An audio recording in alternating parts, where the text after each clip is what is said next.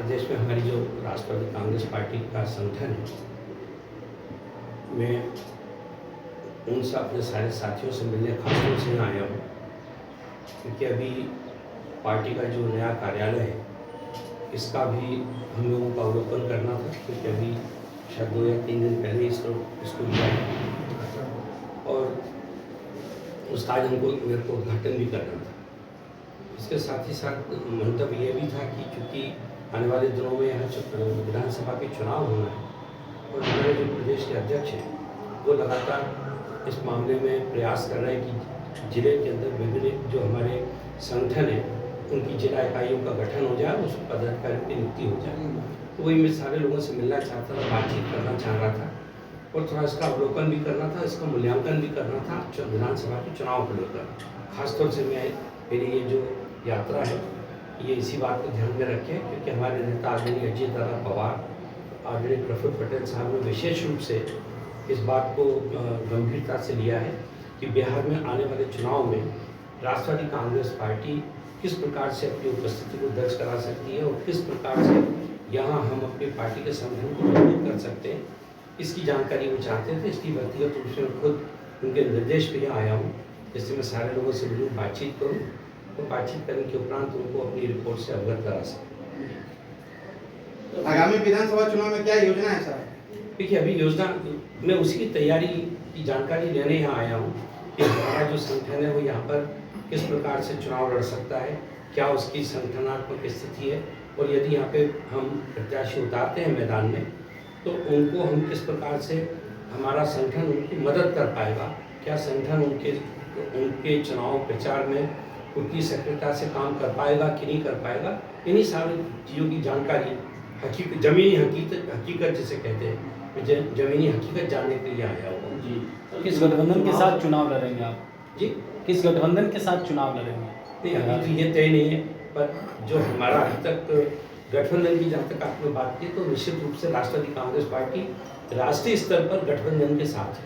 हम लोग एनडीए में हैं, महाराष्ट्र में महायुति की सरकार में भी हम लोग हैं, लेकिन इसके साथ ही साथ हम लोगों ने बहुत सारे ऐसे चुनाव हैं जहां हमने बीजेपी के खिलाफ भी चुनाव अपने प्रत्याशी मैदान में उतारे और हमारे वो प्रत्याशी चुनाव भी जीते हैं। उदाहरण के लिए अरुणाचल प्रदेश में हमने अपने 15 प्रत्याशियों को मैदान में उतारा था और सारे के सारे लोग बीजेपी के खिलाफ खड़े हुए थे और उसमें हमारे 3 प्रत्याशी चुनाव जीते। बीजेपी के एक तो वहाँ पे शिक्षा मंत्री थे, उनको हराया उन्होंने।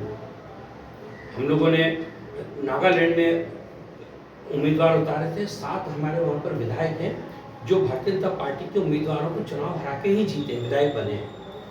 हम लोगों ने जम्मू कश्मीर में अपने प्रत्याशी को उतारा था, झारखंड में हमने अपने प्रत्याशी को उतारा, दिल्ली के अभी हाल के चुनाव में हम लोगों ने अपने प्रत्याशी को मैदान में उतारा। तो गठबंधन की स्थिति इस बात पर तय होती है कि हम लोग वहाँ पर अपनी पार्टी का जो विस्तार है या हमारी पार्टी का संगठन वहाँ पर कितना मजबूत है, उसी बात का मूल्यांकन करने आए। तो अभी ये तत्काल ये कहना कि किसी के साथ हम गठबंधन में रहेंगे या ये कहना कि हम बिल्कुल अपने सिंबल पे चुनाव लड़ेंगे, इसका निर्णय हमारी पार्टी का जो हाईकमांड है, मैं उनके सामने पूरी रिपोर्ट रखूँगा, उसके बाद उनको तय करना है कि यहाँ की स्थिति क्या हो। गठबंधन में रहे, गठबंधन में हो या नहीं, उसके बाद भी कितने सीटों पर लड़ने की संभावना है? 2020 में हम लोगों ने 86 सीटों पर अपने प्रत्याशियों को मैदान में उतारा था। इसके पहले हमारे यहाँ पर विधायक रह चुके हैं, 5 हमारे विधायक थे विधानसभा में, एक हमारे यहाँ पे सांसद रहा है और वो लगातार हम लोगों ने यहाँ पे चुनाव लड़ा। तो राष्ट्रवादी कांग्रेस पार्टी बिहार के परिप्रेक्ष्य में नया दल नहीं है, ये यहाँ पर अपने चुनाव चिन्ह घड़ी के ऊपर लगातार चुनाव लड़ता रहा है और 2008 से लगातार हम लोग यहाँ पे चुनाव लड़े हैं।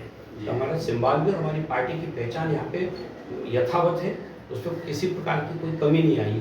सर, किन मुद्दों फिर से अकेले विधानसभा चुनाव लड़ने जाएंगे सर? किन मुद्दों के साथ? देखिए, अभी मैंने कहा ना कि मुद्दे तो मैं सोचता हूँ शायद बिहार के मामले में मुद्दे बहुत हैं।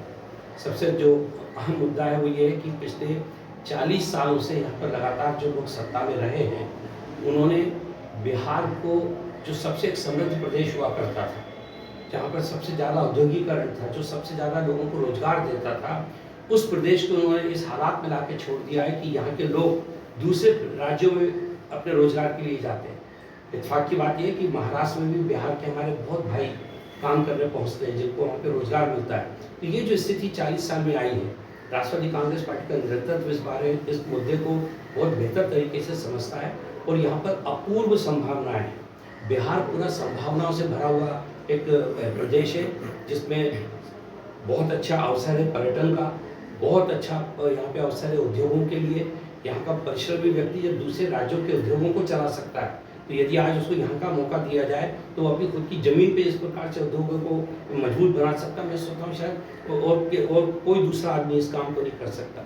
इन सारे मुद्दों को हम लोग ध्यान में रख के इन्हीं मुद्दों को फोकस करेंगे आने वाले चुनाव में। आप कह रहे हैं फोकस करेंगे, लेकिन जिस गठबंधन के साथ आप सरकार में महाराष्ट्र में, वो सरकार कह रही है मराठा बोलने नहीं आ रहा तो वो लोग को रहने का अधिकार नहीं है। ना हमारी पार्टी ने नहीं बोला, बिल्कुल गलत बात है ये।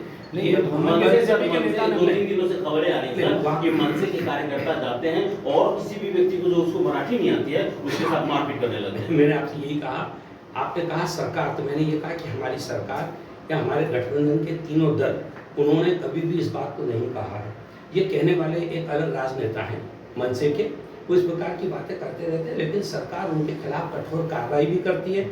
और ऐसे किसी भी व्यक्ति को, मैं आपको फिर से बिहार की भूमि पे मैं आपको आश्वस्त करना चाहता हूँ कि महाराष्ट्र में किसी भी पर प्रांति के भाषा के नाम पर अगर कोई भी व्यक्ति किसी प्रकार का दुराचार करेगा तो महाराष्ट्र की सरकार उसके खिलाफ कठोर से कठोर कार्रवाई कर रही है, करेगी, और आने वाले दिनों में भी इस बात का पूरा ध्यान रखा जाएगा। अगर यहाँ पे आप जिस अनुसार गठबंधन में सीट चाहते नहीं मिलेगी तो क्या अकेले चुनाव लड़ेंगे बीजेपी के खिलाफ? नहीं, मैंने आपसे इससे पहले कहा कि अभी वो स्थिति नहीं आई है। जब मैंने आपसे ये कहा कि हम इन राज्यों में, जिन राज्यों का मैंने जिक्र किया, मैंने आपसे अरुणाचल प्रदेश की बात की, नागालैंड की बात की, जम्मू कश्मीर की बात की, झारखंड की बात की, दिल्ली की बात की, 5 राज्य ऐसे हैं जहाँ पर कि हम बिल्कुल आमने सामने से बीजेपी के प्रत्याशियों के खिलाफ हमने अपने उम्मीदवार चुनाव में उतारे हैं। तो इस मामले में अगर चाहेंगे तो निश्चित रूप से हम लोग उनके खिलाफ खड़े होंगे, कोई उसमें अभी ऐसी स्थिति नहीं है। लेकिन अभी ये फैसला हमारा पार्लियामेंट्री बोर्ड को लेना है। मेरी रिपोर्ट के बाद पार्लियामेंट्री बोर्ड इस बात पे निर्णय लेगा कि बिहार के मामले में हमारी पार्टी को अगला कदम क्या उठाना है। पर मुझे पूरा विश्वास है कि राष्ट्रवादी कांग्रेस पार्टी यहाँ पर अपने ही चुनाव चिन्ह पर चुनाव लड़ेगी। हमारा यहाँ पे संभवतः किसी के साथ कोई गठबंधन नहीं होगा। कब आप जमीनी स्तर पे आपने क्या देखा, मतलब आप कितना मजबूत नजर आए? आपने टोटल रिसर्च किया होगा अपने कार्यकर्ताओं के साथ, समर्थकों के साथ, तो क्या आपको नजर आया? जो भी मैंने अंतिम रूप से कहा कि मुझे पूरा विश्वास है कि हमारी पार्टी यहाँ अपने चुनाव चिन्ह पे चुनाव लड़ेगी, वो इसीलिए मैंने बोला कि अभी जब मैं अपने साथियों से मिला, जिस प्रकार से भी मैं दौरा कर रहा हूँ, कई जगह में गया, व्यक्तिगत लोगों से भी मैंने बातचीत की, और जिस प्रकार से एक पिछले 1.5-2 महीने से लगातार कार्यकर्ताओं का जो दबाव हमारे ऊपर है वो यही है कि हम लोग यहाँ पर अपने खुद के चुनाव चिन्ह पे चुनाव लड़ें। तो मुझे ऐसा लगता है कि पार्टी यहाँ पे इस हालात में है कि यहाँ पर हम अपने पार्टी के प्रत्याशियों को मैदान में उतार सकते हैं। मतलब 20-30 सीट अभी देखिए, कोई मैंने आपसे कहा कि बहुत अभी जल्दी हो जाएगा, पर हमारी पूरी कोशिश ये होगी कि यहाँ पर हमारी पार्टी अपने चुनाव चिन्ह पर चुनाव लड़े। और हमारे साथी भी ये चाहते हैं, हमारे जो कार्यकर्ता हैं यहाँ पर हमारी पार्टी में। लेकिन आप ही का गुट यहाँ 2 भागों में बटा हुआ है। नहीं, हमारा गुट तो 2 भागों में नहीं है। आपका एनसीपी अजीत हो गया, गुलर हो गया, वो तो बहुत पहले 2 साल पहले 2 साल पहले हो चुका है। लेकिन अब विधानसभा चुनाव तो हो सकता है इसका भुनाने की भी कोशिश। अब गुट नहीं है, वो असली जो पार्टी है, सुप्रीम कोर्ट ने भी आदेश किया है, इलेक्शन कमीशन ऑफ इंडिया ने भी आदेश किया है कि असली जो पार्टी है वो पार्टी है जिसके नेता आदरणीय अजीत दादा पवार, प्रफुल्ल पटेल हैं, और मैं उसी पार्टी के महामंत्री के रूप में यहाँ हूँ। हमारा चुनाव चिन्ह घड़ी है और हमारे पार्टी में किसी प्रकार का कोई विभाजन नहीं हुआ। कुछ लोग जो हमारी पार्टी, जो हमारी नीतियों से असहमत थे, कुछ चुनिंदा लोग वो पार्टी छोड़ के चले गए, उन्होंने अपनी खुद की एक पार्टी बना ली, वो अपनी पार्टी में काम कर रहे हैं, पर पार्टी में कोई विघटन नहीं हुआ है, विभाजन नहीं हुआ। मतलब सभी आपके साथ हैं? हाँ, निश्चित रूप से। अभी और देखिए ना, ये इसका तो बहुत बड़ा जो सबूत है वो हाल में महाराष्ट्र के चुनाव, जहाँ हम लोगों को भरपूर प्रत्याशी चुनाव जीते, 54 में से हमारे 44 उम्मीदवार चुनाव जीत के आए। कब तक घोषणा की उम्मीद है? अगर एक अनुमान हो? अभी अनुमान लगाना तो थोड़ा मुश्किल है, लेकिन जल्दी करेंगे, चुनाव सर काफी टाइम भी करेंगे, क्योंकि चुनाव बहुत करीब है। जी। 25 नवंबर के पहले यहाँ पे बिहार में चुनाव होना है ना, तो समय कम है, हम लोग उस समय को ध्यान में 2 महीना रखकर लगभग जल्दी करेंगे। प्रयास होगा कि जल्दी हो जाए।